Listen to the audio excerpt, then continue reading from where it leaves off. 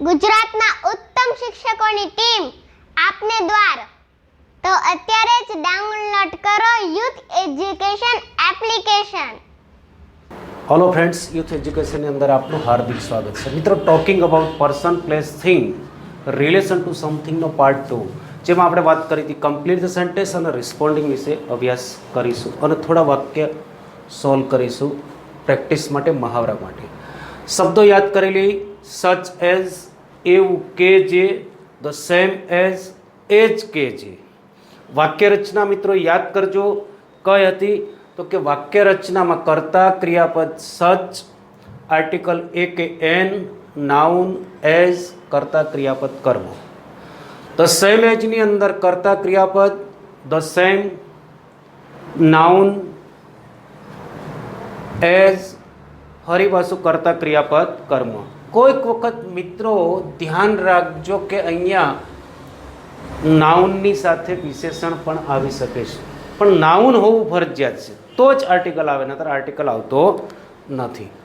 તો મિત્રો પહેલું વાક્ય જોઈ, people like to watch such a serial. લોકો ને એવી સિરિયલ જોવી ગમે છે જે ખૂબ જ કેવી હોય. જો આનું ભાષાંતર આવડતું હશે તો જ આપણે પૂરક વાક્ય, અધૂરું વાક્ય પૂરું કરી શકીશું. વાક્યનું ભાષાંતર, કીવર્ડ, મિનિંગફુલ અર્થ આટલું શક્ય હોય એટલે દરેકના વિચાર પ્રમાણે પૂરક વાક્ય અલગ અલગ થોડુંક હોઈ શકે છે. નિશ્ચિત નથી કે એક જ વાક્ય હોય.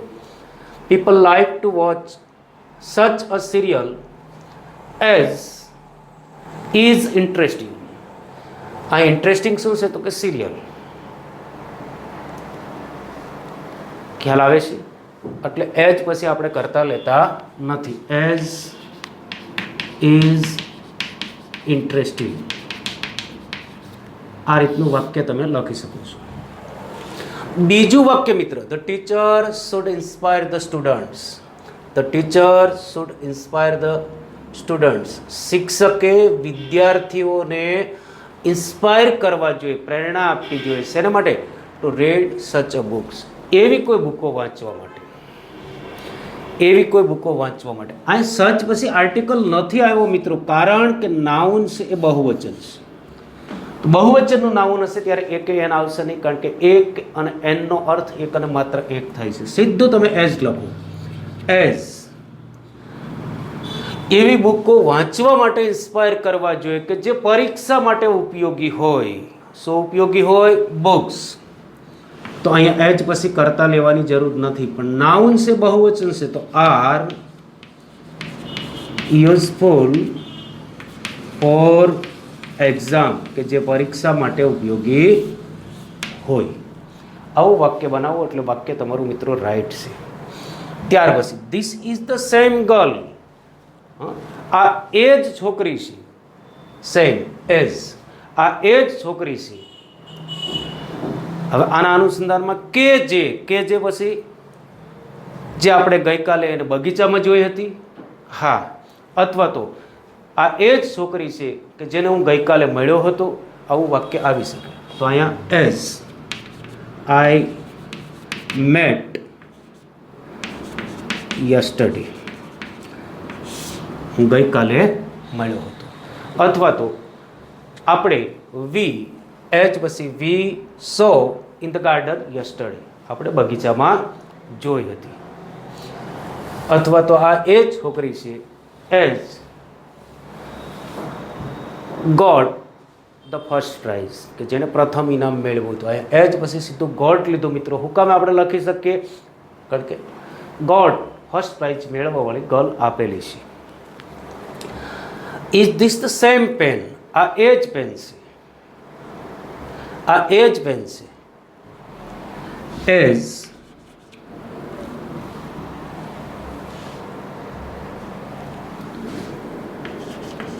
યુ હેવ, જે તમારી પાસે છે. પણ મિત્રો વાક્ય પ્રશ્નસૂચક શબ્દથી શરૂ થાય છે એટલે અંતે પ્રશ્નાર્થ ચિહ્ન લખવું પડે, લખેલું આપે નહીં.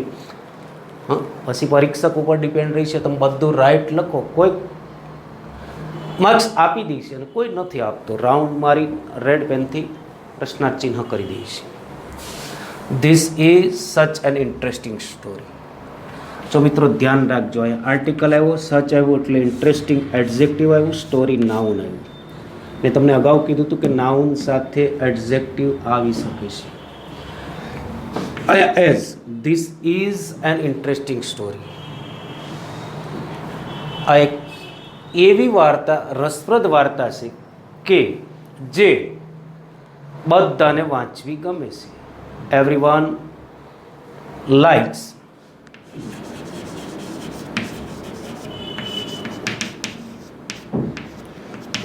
Two read. દરેકને વાંચવી ગમે છે.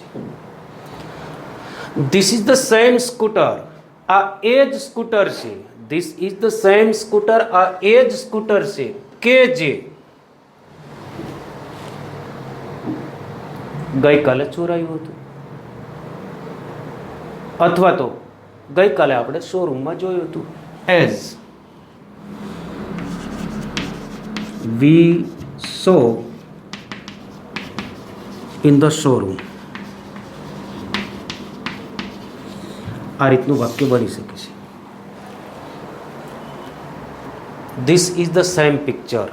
આ એ જ ચિત્ર છે કે જે આપણે ગઈકાલે પ્રદર્શનની અંદર, એક્ઝિબિશનની અંદર જોયું હતું, અથવા તો ગઈકાલે મેં એક્ઝિબિશનમાંથી ખરીદ્યું હતું. As we saw in exhibition, અથવા તો as I bought from the exhibition. આવું વાક્ય મિત્ર લખી શકો છો તમે. Buy such apples. Buy such apples noun બહુવચનમાં છે, ઉપર બોક્સ આવ્યું તો એ રીતે.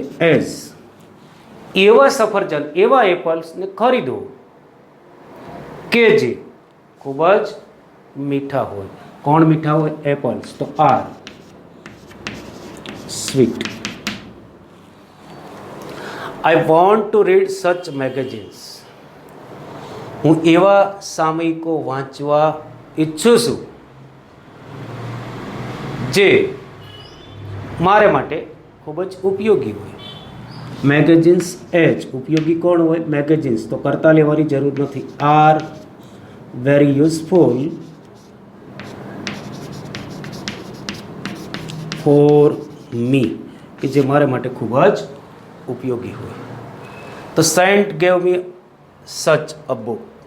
એક સંત, એક મહાત્માએ મને એક એવી બુક આપી કે જે એઝ ઇઝ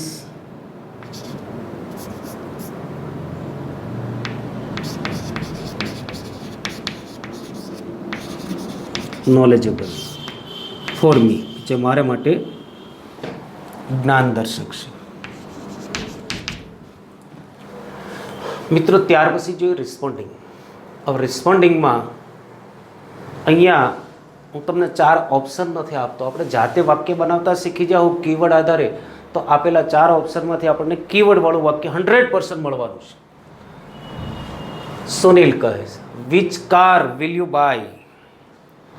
તું કઈ કાર ખરીદીશ? તો મયુર જવાબ આપે છે, આઈ will buy such a car. I will buy such a car.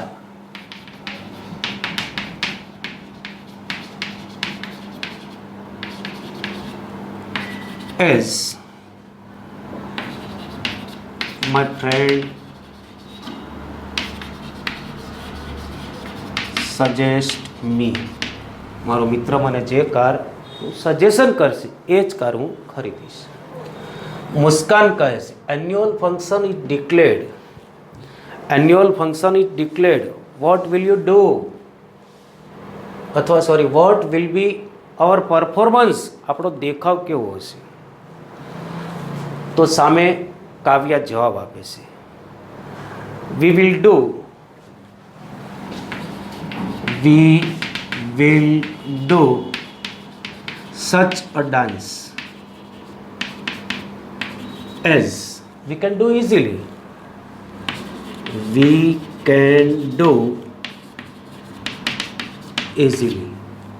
આપણે એવો ડાન્સ કરીશું કે જે આપણે સરળતાથી કરી શકીએ છીએ. ત્યાર પછીનું વાક્ય વીણા કહે છે how do you like this food, તને આ ખોરાક આ ભોજન કેવું લાગ્યું? ત્યારે રીના જવાબ આપે છે. શું આપે છે? You have made such a food. You have made such a food. તું એવી રસોઈ બનાવે છે. એઝ કે જે માય મધર કુક્સ, મારી માતા બનાવે છે. અંજુ કહે છે ડુ યુ વોન્ટ પેન, તું પેન ઈચ્છે છે?